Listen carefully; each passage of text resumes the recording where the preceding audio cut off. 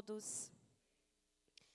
Quero convidar os meus amados irmãos que estão no culto presencial e não sei se vão estar me transmitindo, a abertura, mas se estiver, que os irmãos também aí estejam acompanhando e seja abençoado em nome de Jesus Cristo. Quero convidar vocês a abrir a palavra de Deus na carta que o apóstolo Paulo escreveu aos Filipenses, no capítulo 2, vamos ler a palavra do Senhor. E antes de ler, quero ao Pai em oração, agradecer a Deus pela bondade dEle nessa noite.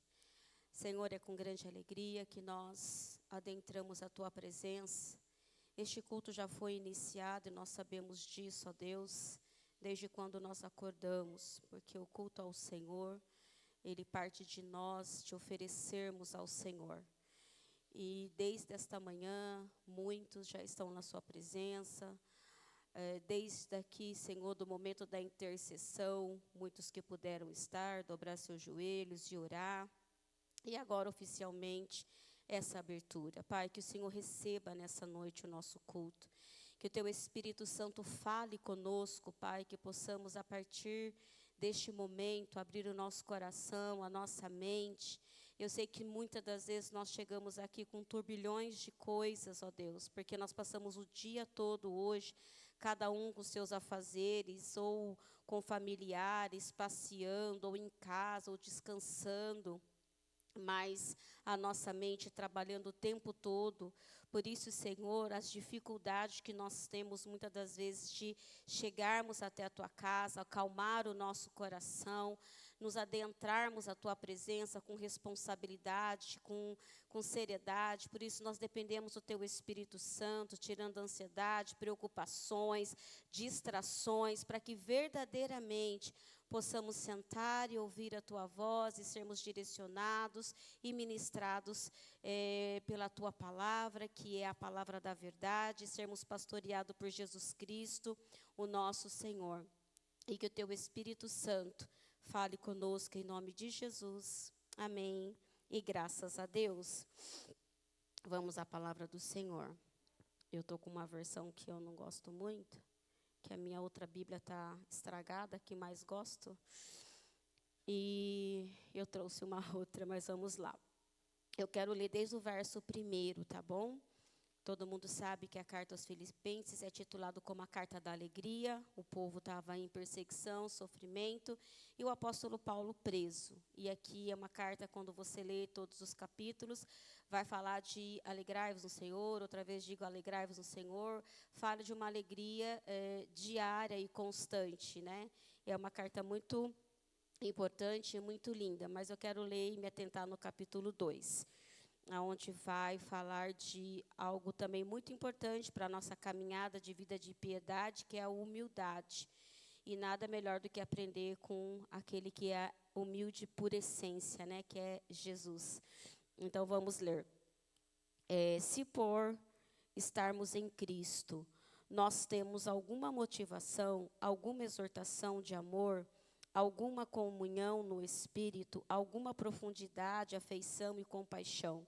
Completem a minha alegria, tendo o mesmo modo de pensar, isso de Cristo, o mesmo amor, um só Espírito, uma só atitude.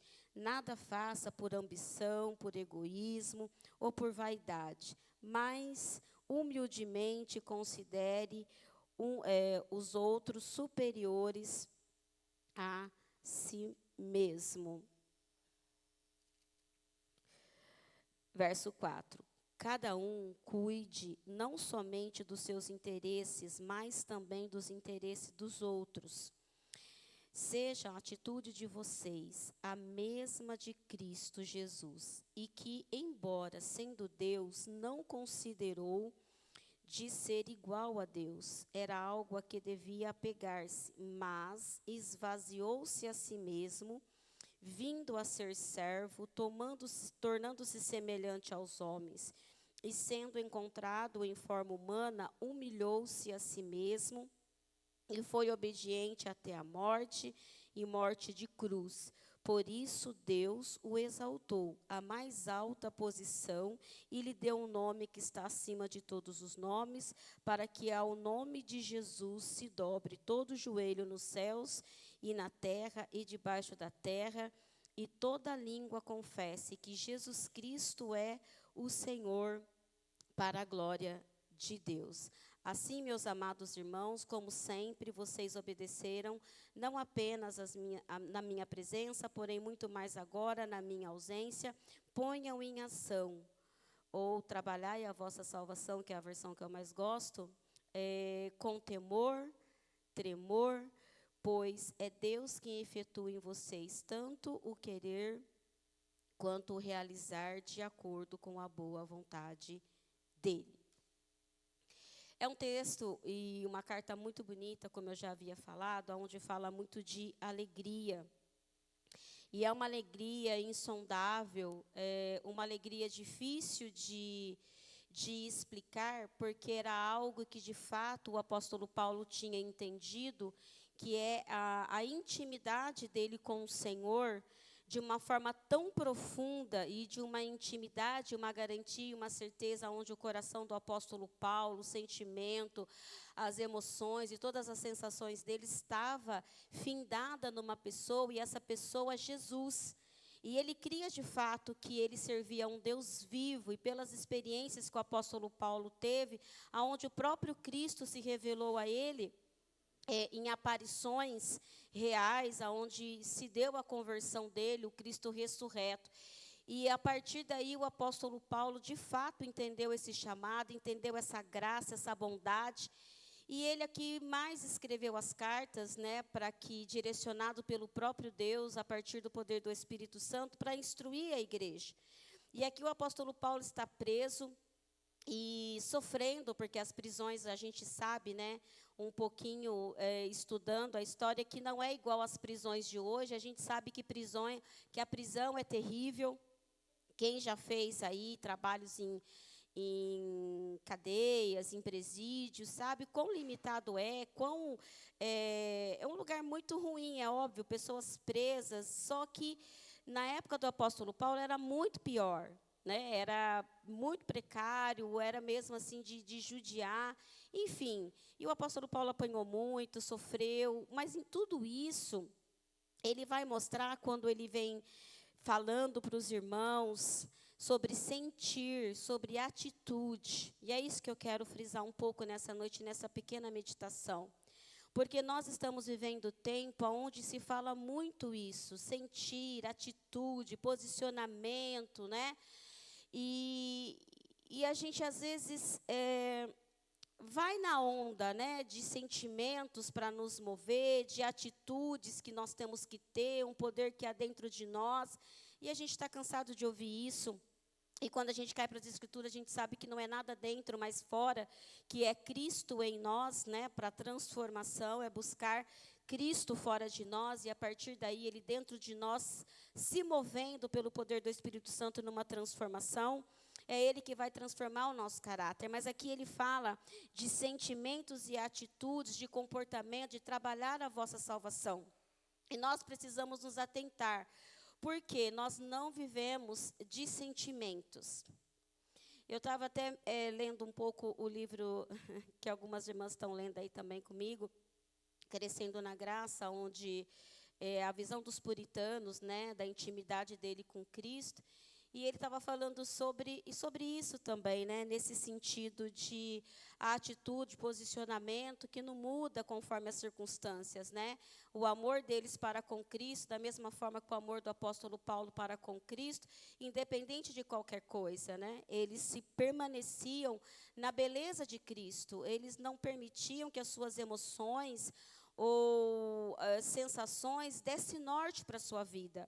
Eles estando bem ou não, eles estando tristes ou não, estando com um sentimento de alegria ou não, ou angústia, ou fome, ou nudez, ou qualquer outra coisa, eles permaneciam firmes em Cristo Jesus, e falando desta alegria, mostrando, na verdade, a vida deles estavam sendo transformados de dentro para fora, e isso era notório. Então, assim, é notório quando verdadeiramente a nossa vida está pautada em Cristo. Vamos ter momentos difíceis, vamos ter fases difíceis da vida, decepções ou qualquer outra coisa. Mas a nossa vida não fica oscilando no sentido de hoje eu estou com Cristo, amanhã não estou. Eu todo dia tenho que tomar uma decisão se eu vou escolher a Cristo ou se eu vou escolher aquilo que ofende a Cristo.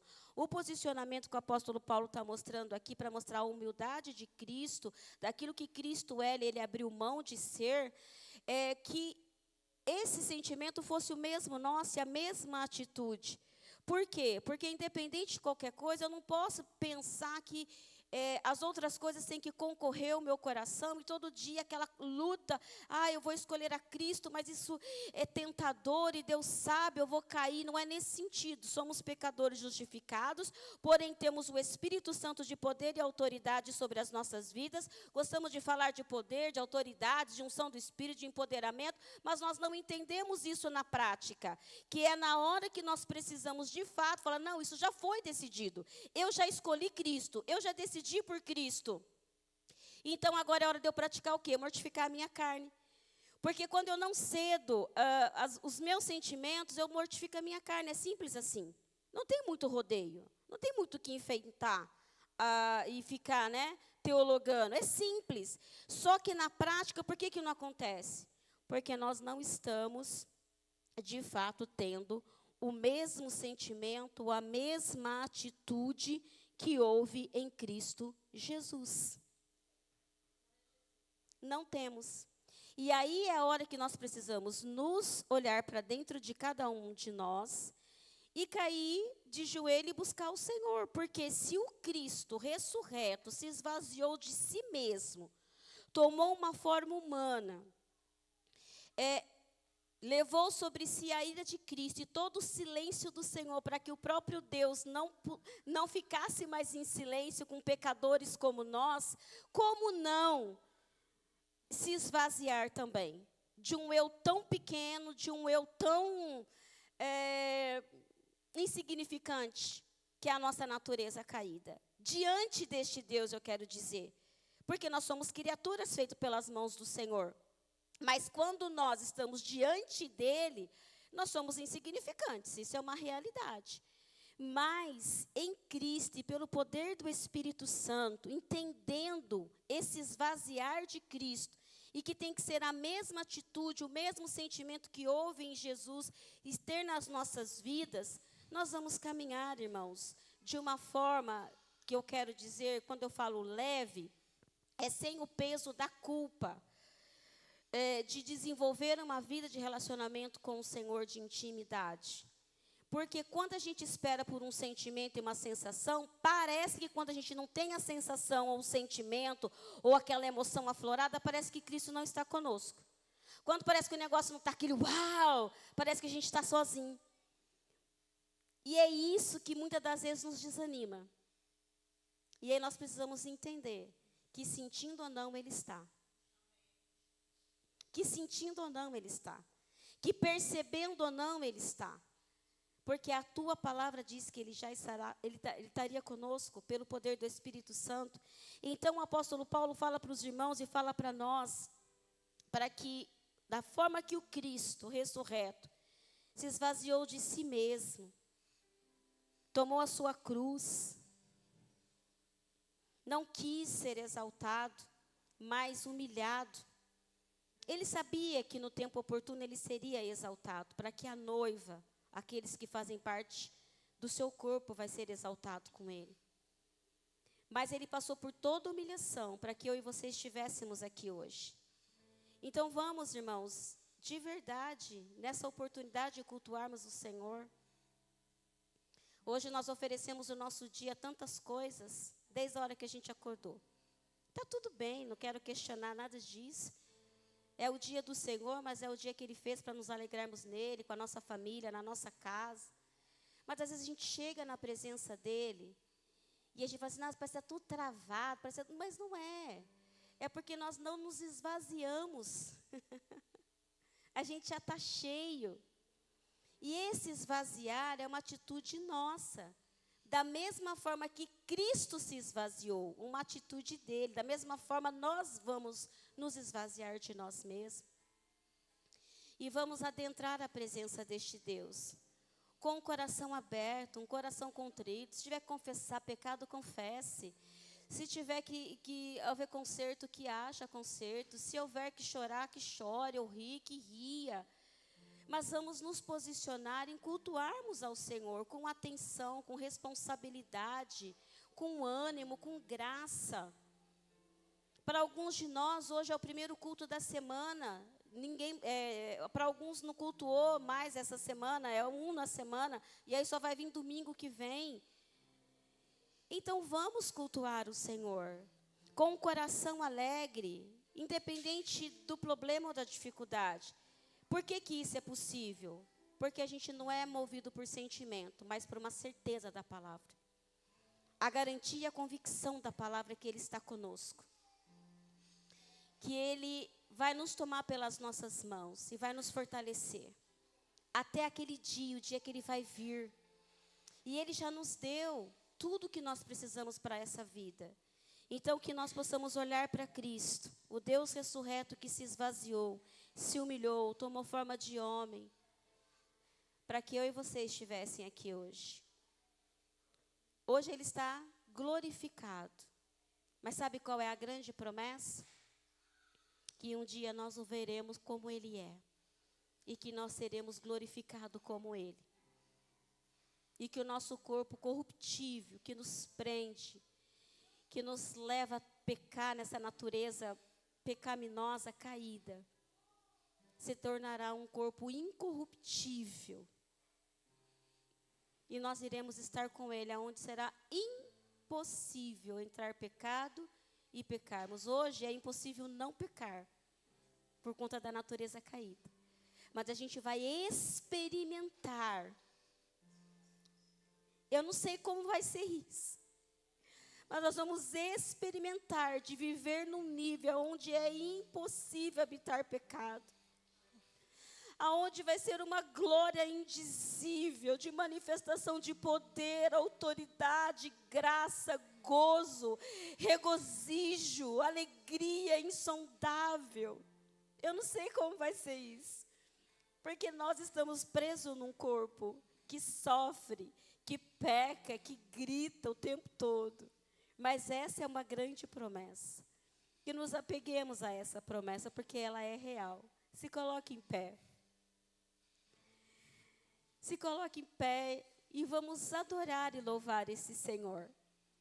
Olhe, porque essa promessa é real. Às vezes a gente fica esperando promessas terrenas, e é gostoso esperar algumas coisas que a gente até tem como expectativa. Mas isso tudo vai passar. E às vezes a gente coloca tanta força, energia, né? Uau, vibrações. E agora aí, falar de vibração e empolgação, o negócio da Copa, já está um fervor do negócio, né?